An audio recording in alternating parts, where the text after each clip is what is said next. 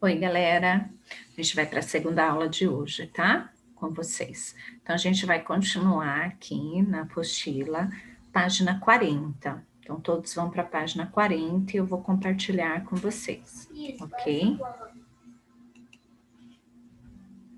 Então, nós fizemos aqui até o exercício 3 e agora nós vamos para a página 40, ampliando a leitura, tá? Esse ampliando a leitura, nós vamos dar continuidade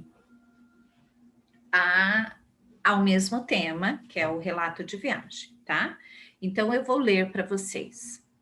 No dia 31 de dezembro de 1989, Amir partiria de Paraty para sua segunda grande jornada. Essa que seria a mais longa de suas viagens. Era um desafio. Nunca comandara sozinho um barco do tamanho do Paraty. Sua nova embarcação.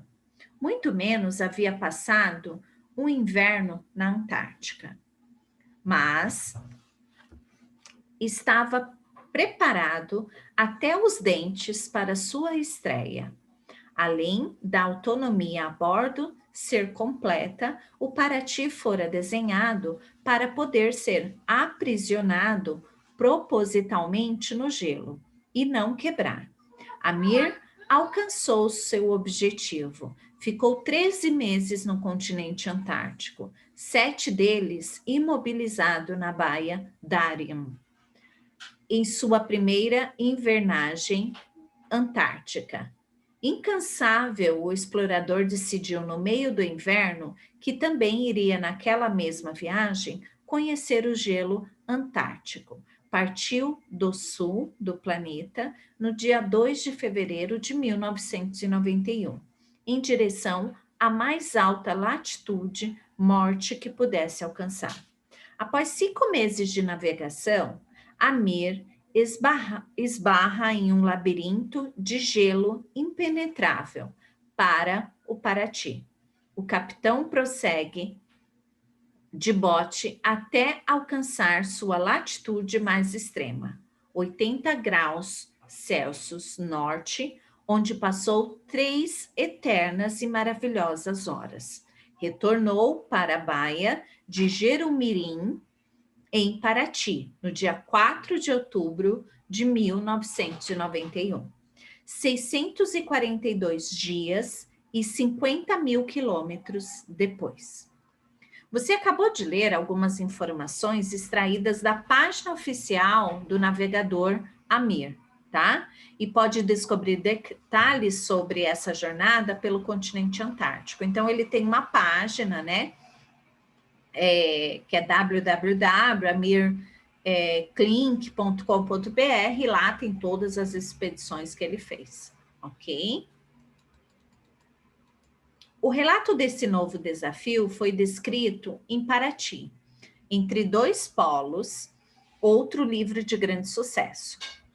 A seguir, você lerá um trecho desse desafio de Amir Klink, em que ele relata suas experiências, seus sentimentos e a visita de um albatroz adulto. Amplie seu conhecimento sobre o gênero relato de viagem e sobre o desafio de Klink. Boa leitura. Então está lá, Paraty entre dois polos.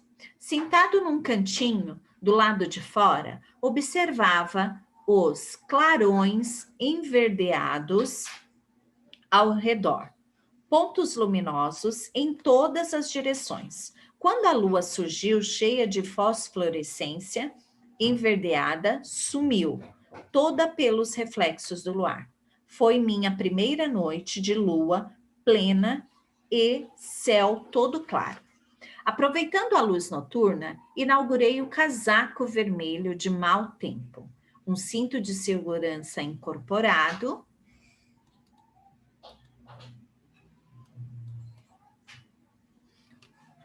e, numa rápida manobra, reduzi um pouco mais as velas, mas não voltei para dentro. Continuei no mesmo cantinho, apreciando o espetáculo, o mar atormentado, desafiando um céu tão pacífico e estrelado.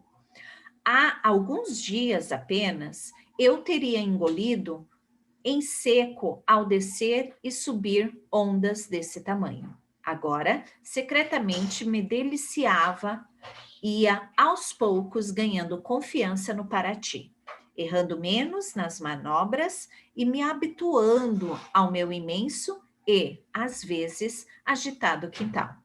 Vivia num habitat novo, em permanente movimento, e mal me dei conta da velocidade fantástica em que os dias corriam.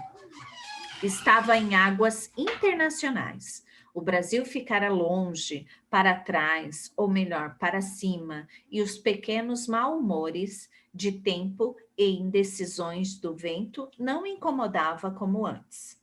Nessa noite, acumulara muitos pedaços de sono e resolvi não dormir até clarear.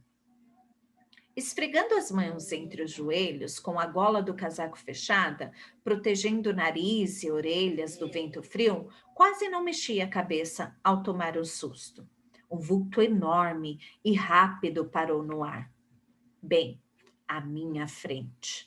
Assim que o dia nasceu, uma visita muito especial. A passagem da zona subtropical e temperatura para a zona subantártica não é apenas uma travessia de linhas geográficas.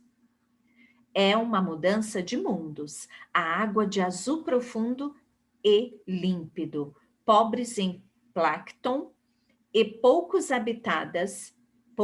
habitadas, ganham cor para o sul. Tornam-se ricas e densas a paisagens oceânicas e transforma temperatura, tamanho das ondas, direção dos ventos, velocidade das variações barométricas são alguns sinais, mas o mais visível e impressionante indício de transformação é a presença crescente de aves. Acaba de passar o paralelo 40 graus Celsius sul, a latitude dos Forties, na vegetação a caráter, com o protocolo que a situação exige uns 35 nós norte-noroeste. Estava sendo solenemente recebido pelo verdadeiro senhor desse mundo de vento, um Arcdaring Albatross adulto, a ser mais belo e soberano que conheço. Para navegadores do passado, ave maldita, pois vive nas altas latitudes, entre 30 graus e 60 graus sul.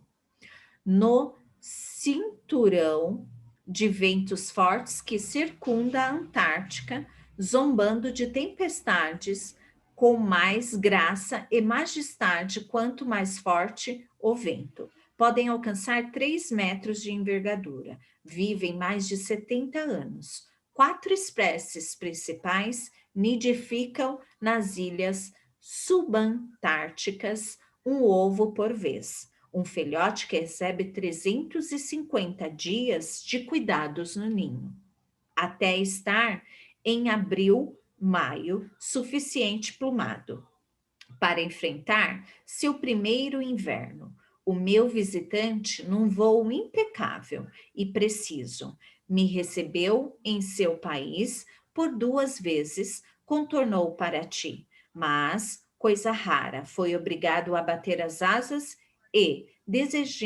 desajeitadamente, pousar. Começaram os seus problemas. O vento de repente diminuiu e ele seria obrigado a aguardar, pousado na água como um mortal comum. Mas, assim que eu me aproximasse ele decolaria, correndo desesperadamente sobre água até alcançar velocidade para se colocarem no meu caminho, mais à frente. Orgulhoso, não aceitou as bolachas que eu lhe atirei e, virando-se na minha direção, apenas acompanhou a passagem de um estranho veículo vermelho, que não podia voar. Por muito tempo, ficamos nos cruzando e observando até que ele resolveu seguir seu caminho. Muitos outros viriam depois, quase sempre solitários, às vezes estacionados no ar, tão próximos que eu pensava poder tocá-los, ou voar. Não seria preciso. Estava voando desde que deixei Jurumirim, no rumo sul, e decidido a só pousar quando encontrasse uma pequena baía chamada Dorian, além do país dos albatroz. Esse texto fala de mais uma viagem dele, né, galera? E eu tenho a interpretação desse texto, que está aqui, ó. Então, vocês vão fazer essa interpretação sozinhos, tá? Então, eu tenho aqui, ó, em sua opinião, por que Amir Klin afirma estar mais confiante em relação à sua embarcação e sua trajetória? Isso está no texto. Então, vocês vão lá e dá uma olhadinha, tá? Ao que Kling se refere a usar o substantivo quintal. Então, ele fala assim, no meu quintal. Então, ele está dentro do Paraty e ele fala no meu quintal, tá? Explique sua resposta. Escreva por que ele se considera possuidor desse quintal. No gênero relato de viagem, que é esse gênero que nós estamos estudando, é muito importante que o autor expresse os seus sentimentos. Então, ele está ali sozinho, mas ele está expressando ao relatar, né? Se ele está triste, ele fala, se ele está com frio, ele vai falar, se ele está sentindo sozinho, ele também vai dizer, tudo ali no relato. Isso é uma característica do relato pessoal, tá? Pois dessa maneira os leitores ficarão mais atraídos. A gente consegue perceber realmente o que está se passando com aquele narrador na hora dessa trajetória, na hora dessa viagem, tá? 2. Em determinado momento do seu relato, Amir afirma que a passagem da zona subtropical e a temperatura para a zona subantártica deixam de ser apenas uma travessia de linhas geográficas. O que podemos dizer com essa afirmação? Então, o que ele sentiu? Ele estava saindo do Brasil e foi navegando, navegando, chegou um ponto que ele percebeu nitidamente essa temperatura sendo mudada. Então, o que vocês acham que quer dizer essa afirmação, tá? Ao realizar essa passagem, quais são as transformações que ele menciona em relação às águas? Então, lá no texto ele fala o que acontece com as águas que era do Brasil com as águas que são da Antártica. Ele fala a diferença delas. Então, vocês colocam aí, tá bom?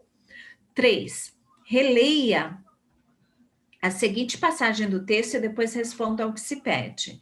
Estava sendo solenemente recebido pelo verdadeiro senhor desse mundo de vento. O que Amir quis se referir, né? Quando ele fala essa frase, também está no texto.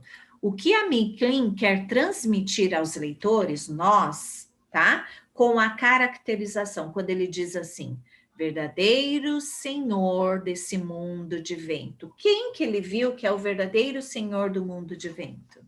Ok?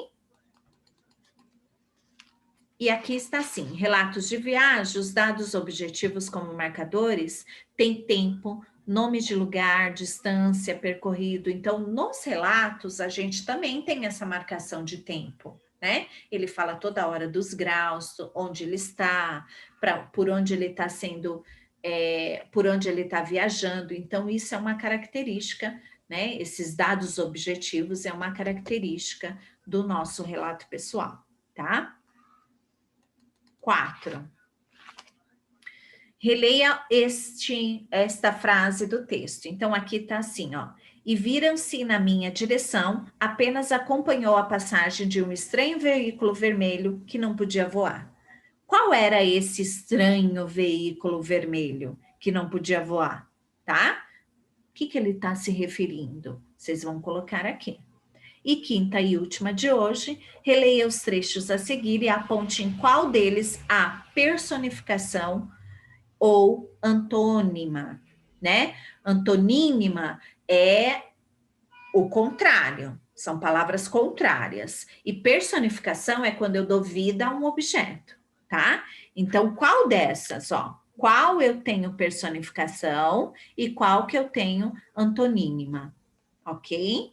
A número 1 e a número 2. Então, vocês vão colocar no trecho 1, pá, no trecho 2, pá, ok? Eu farei essa correção na próxima aula, mas vocês têm que tirar a foto e enviar para mim, tá? Cada um no seu pessoal. E é isso, galera. Brigadão, tá? Um beijo e até quarta-feira, porque segunda-feira é feriado, tá? Beijão.